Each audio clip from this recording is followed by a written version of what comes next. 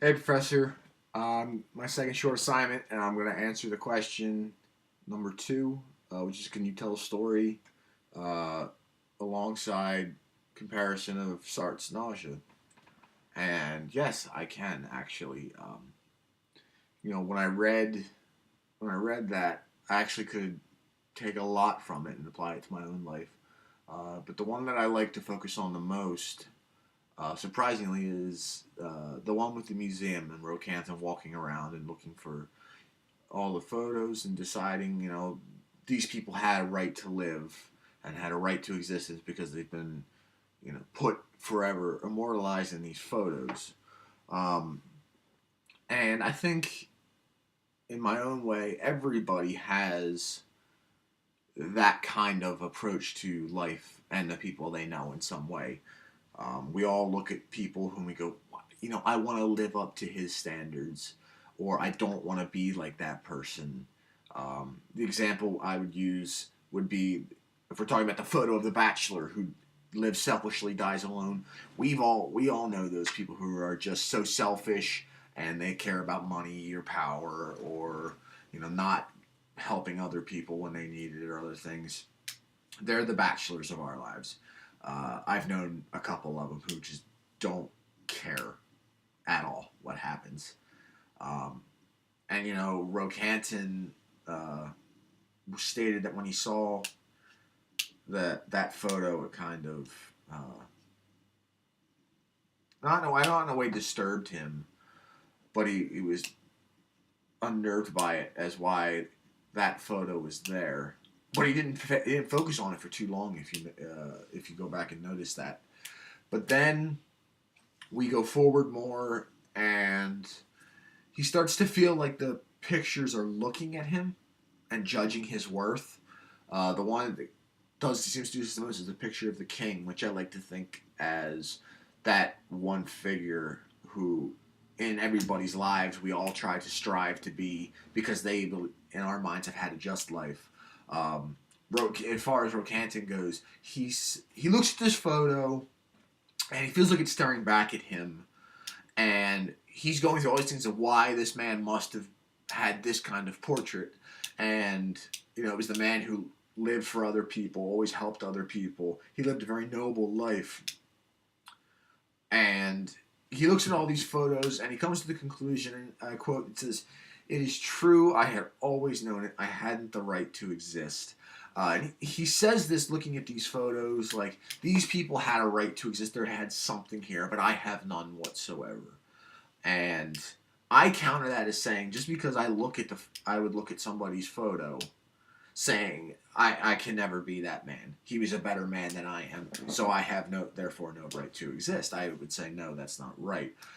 My story to this would be in the fact of, as I was growing up, I didn't have uh, a real easy time with what I'm about to tell you.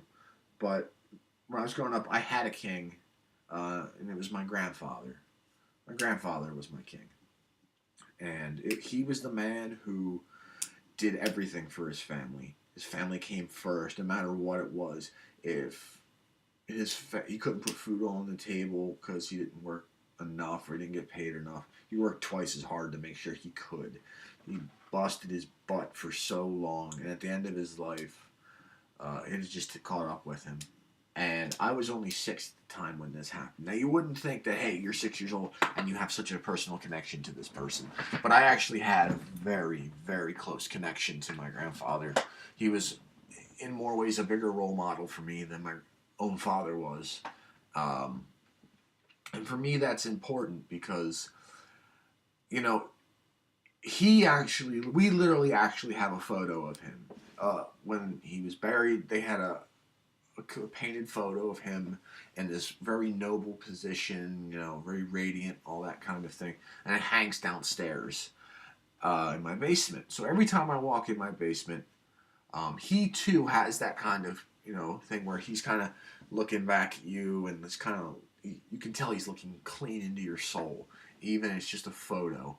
And I've more than once on occasion had that idea, like, wow, like, look what I have to live up to, kind of thing. That, and like I remember all the times I've ever spent with him, you know, all the things he ever did for his family, and that's important to me because he had a right to exist because he did things for other people, which is what I want to do.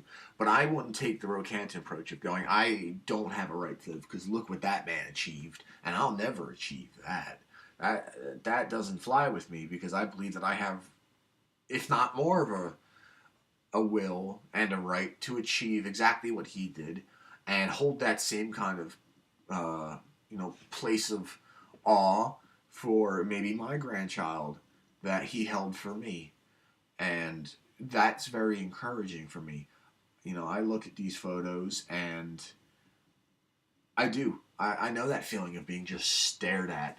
But I've also known the very people who have just been complete, selfish bastards to say, the least. But I can definitely relate that to my life, and that was very significant when I read that because I know that feeling of looking at a photo and just taking away that man, even though he's not here, and there's only that photo, which is only the image of what that man is. He's looking right at you, and he's looking at your soul and telling you,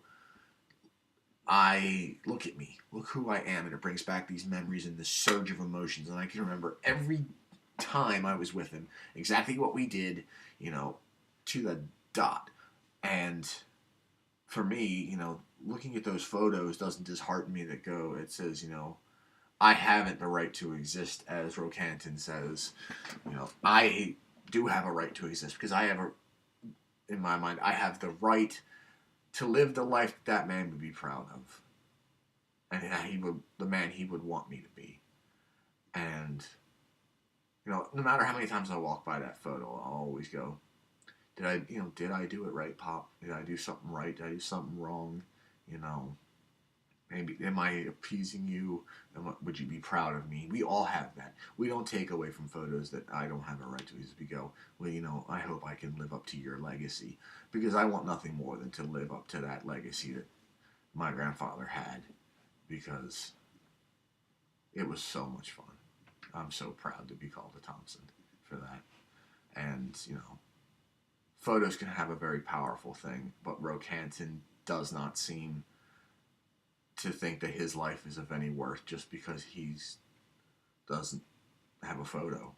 Maybe those photos only come when you're in death. And they do things to remember what you celebrated in your life and all the good deeds you've done. And to do that, you got to have something to work forward towards. So maybe that's the key to getting your own photo. So I want to work to get my own photo. I want somebody to remember me by and have somebody look at me and go, he was my king. That's what I want.